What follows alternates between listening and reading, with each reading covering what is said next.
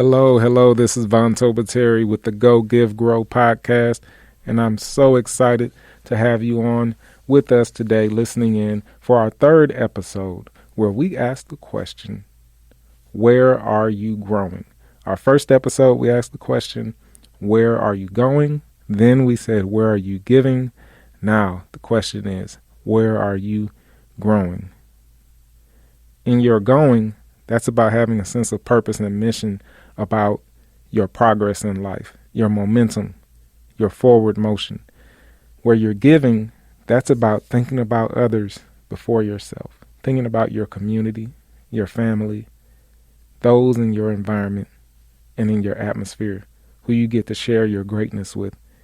In terms of growing, when you grow, everything around you benefits. Everything in your ecosystem is impacted as you grow. And so I looked up some information. I wanted to learn what are the stages in the growth of a plant. You start with the seed.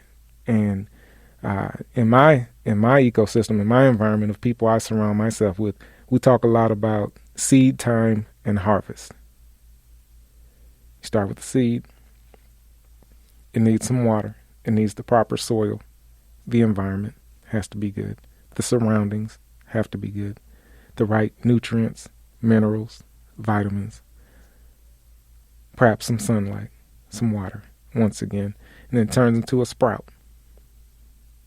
Then you have a seedling. Then there's a vegetative stage where energy is important to help that plant grow. Then you have the budding and the flowering and the ripening. And at the point of ripening, where the flowers or the fruit reaches full maturity, then you can harvest it for nutrients. And it benefits those who get to enjoy it. Where are you growing? That's the question for this episode. One person that came to mind as I thought about this question for my own life, where are you growing, is George Washington Carver, a famous figure in history who invented concepts around crop rotation, invented a special wagon for farmers, and also had all kinds of innovations for peanuts, sweet potatoes, and soybeans. He had a quote. His quote was that no individual has any right to come into the world and go out of it without leaving behind him distinct and legitimate reasons for having passed through it. Coming from a gentleman who his whole life was dedicated to the research and execution of ideas around growing food, vegetables, beans, legumes. That quote holds a lot of weight. You got to grow to the place that you want to go to. I read a little bit about George Washington Carver, and he had to learn a lot of things and face a lot of resistance in his career. There were people who did not want him working in the field that he was in, and people who did not want to publish his studies and his research. And he did not let that keep him from leaning on his faith and leaning on his purpose to continue on the journey he was on to change his industry and influence agriculture. And we enjoy food, snacks, and other things because of George Washington Carver today, because he grew to a place that nobody could stop him from realizing his dream and doing what he loved. So some concepts I believe we all should be familiar with, if you're not, are sowing and reaping, planting and harvesting. You may have heard the term before, we reap what we sow. You can turn that around as well. What you sow often determines what you reap. How you sow determines what you reap. What you plant determines what you harvest. You can't plant weeds and expect sweet potatoes. You can't plant dandelions and expect roses. You plant roses, you're going to get roses. It's just scientific law. One of the movies that comes to mind for me when it comes to thinking about growing is Hidden Figures. Hidden Figures. You have these people who want to go into outer space. And astronaut John Glenn, he's getting ready to go into orbit, and they can't figure out the mathematical equations, the physics of how to make this happen safely. So you have 3 brilliant women at NASA, Katherine Johnson, Dorothy Vaughan, and Mary Jackson, the brains behind one of the greatest space operations in history. They really made an impact on this space mission and really put the United States on top in terms of the space race and seeing, a bold space where no one has gone before. Mary Jackson, played by Janelle Monáe in the movie, actually had several developments throughout her career at NASA, including identifying a design flaw in the heat shield. She taught herself programming, despite people in her office telling her that, she had to go across the campus to use the bathroom more, separating her from her male counterparts. They really took the time to grow to a place that the people at NASA could not tell them no. They couldn't say, we won't listen to your ideas or your concepts.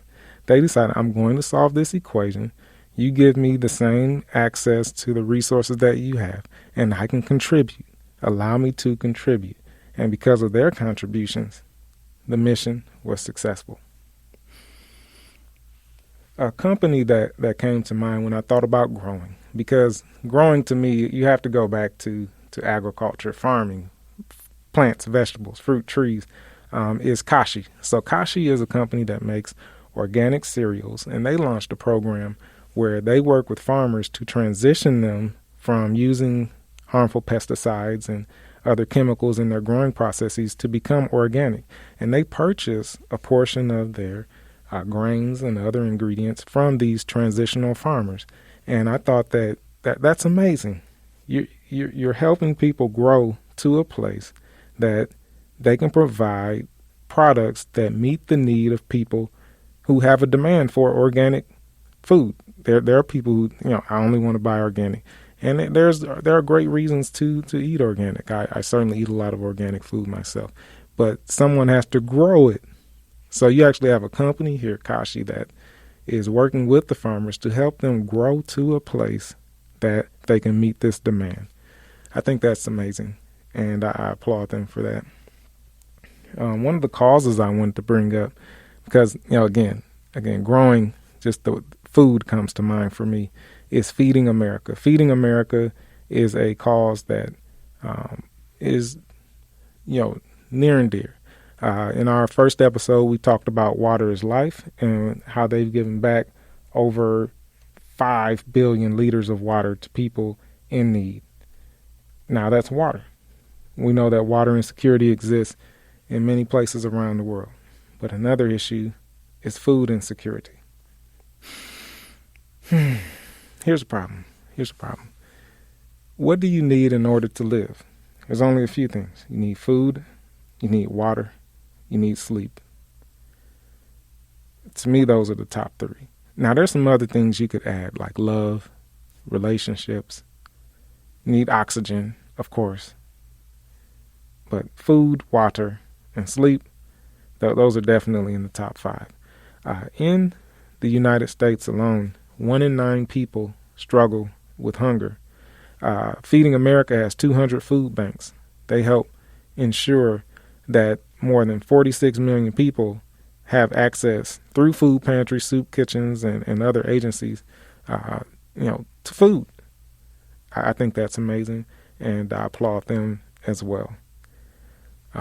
I'd like to share with you that it matters where you're growing, because as you grow, once again, you'll impact the ecosystem around you and the environment, the people in your realm of influence.